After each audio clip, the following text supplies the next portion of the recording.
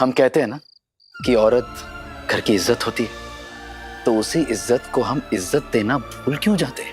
और जो लोग ये कहते हैं ना कि औरत क्या चीज है, उन लोगों को पहले ये समझ लेना चाहिए कि औरत कोई चीज नहीं है।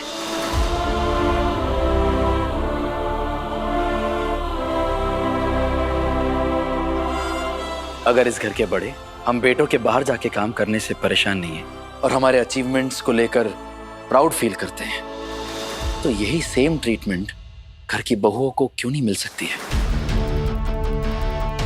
हम भी वही खाना खाते हैं, वही पानी पीते हैं, सेम हवा में सांस लेते इंसान वो भी हैं, हम भी हैं। तो फिर ये फर्क क्यों है काकू? फर्क सोच में है विराट, और ये फर्क बदलने का फर्ज इस घर के बेटों को है। तुमने बिल्कुल ठीक बात छेड़ी है। एग्जैक्टली। जब तक हम पति अपनी पत्नियों के हक के लिए आवाज नहीं उठाएंगे ना, तब तक ना फर्क मिटेगा और ना बदलेगा।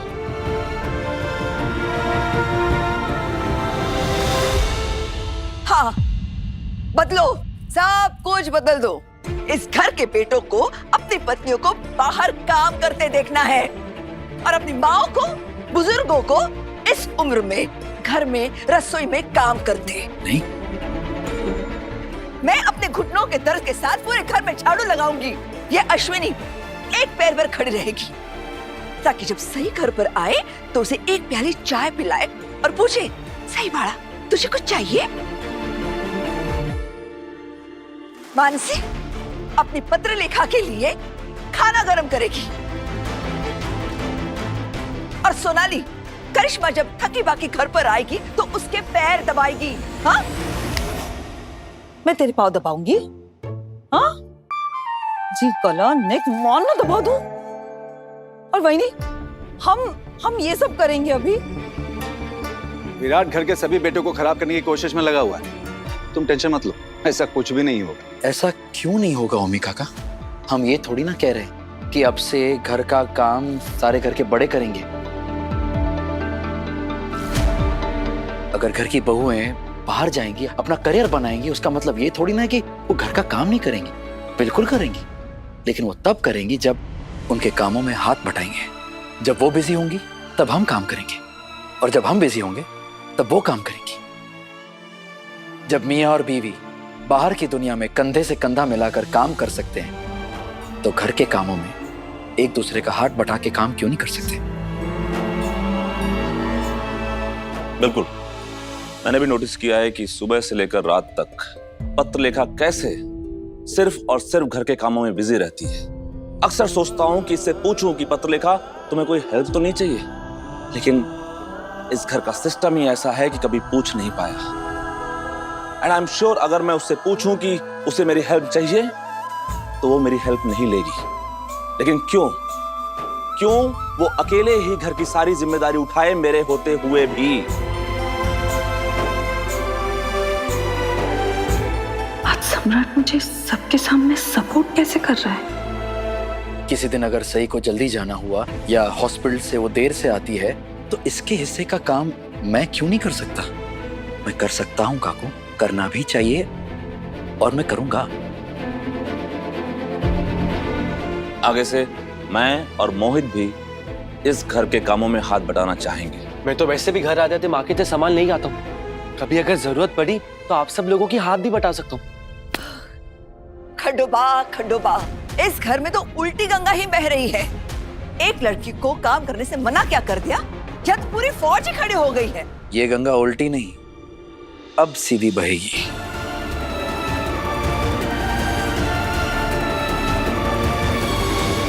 ये घर हम बेटों का भी तो है, जिसमें हम इतनी शान से रहते हैं, तो ये जिम्मेदारियां निभाना, इसमें क्या हर्जी क्या है? Exactly. I completely agree with you, Veeru. कुछ महीने पहले तक मैं काम कर रही थी, और अगर मेरा मन चाहता है तो मैं अपना काम कंटिन्यू करूंगी और मुझे कोई नहीं रोकेगा। तो अगर मुझे कोई नहीं रोकेगा तो इस घर में सई को कोई क्यों रोक रहा है? इस घर में बेटी और बहू के बीच में फर्क क्यों है? जो मेरे हक है वो सई के, करिश्मा के और पत्रलेखा के हक क्यों नहीं है? वहिनी, हर पार्टी या फंक्शन में जब इनके मायके वाले हमारे घर आते हैं तो हम तो बड़े जोश से कहते हैं कि ये हमारे घर की बहुएं नहीं है, ये हमारे घर की बेटियां हैं। तो क्या ये बातें सिर्फ बातें हैं?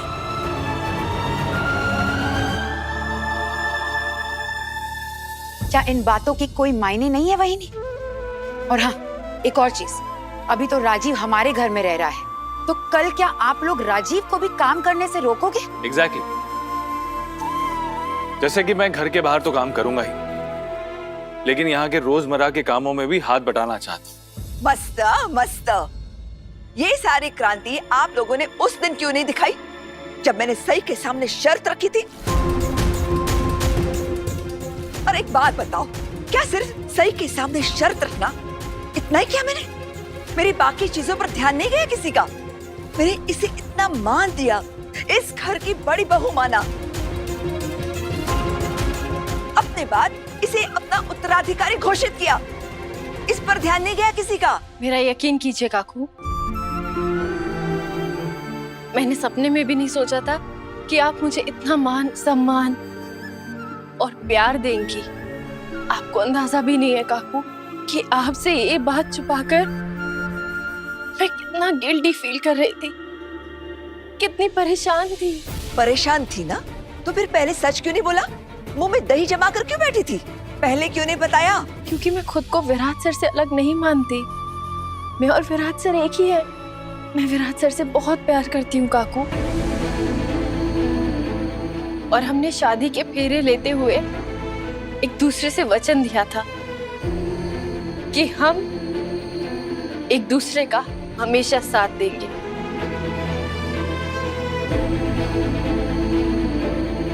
भले ही हमें कोई भी बात एक दूसरे को समझानी पड़े तो वो हम कमरे की 4 दीवारी में समझाएंगे।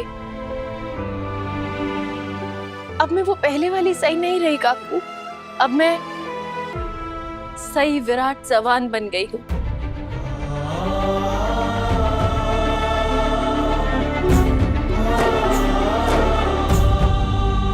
झूठ।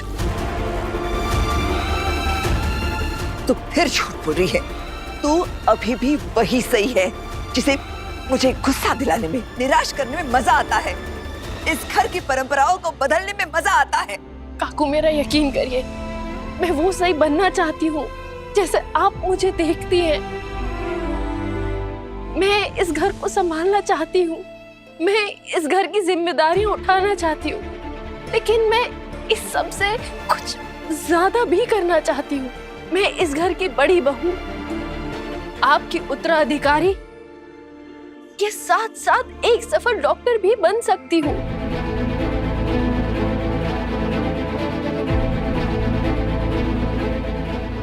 मुझे माफ करिए काकू कि मैंने अब तक आपसे सच छुपा के रखा।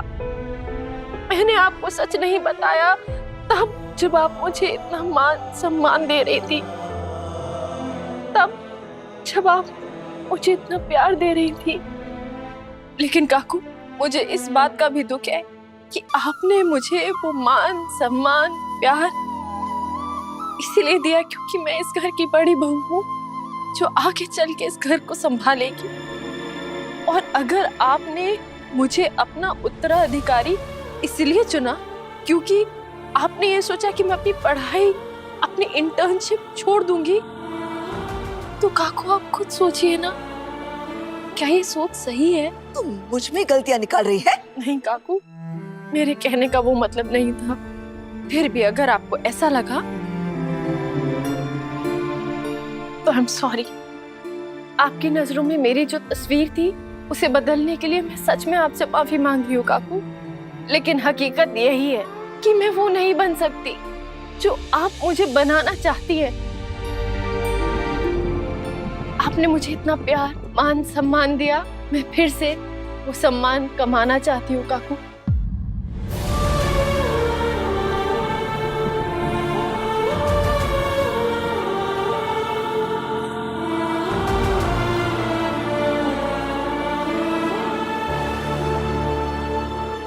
तू 100 साष्टांग नमस्कार घातलेस तरी मी तुला माफ करणार नाहीये।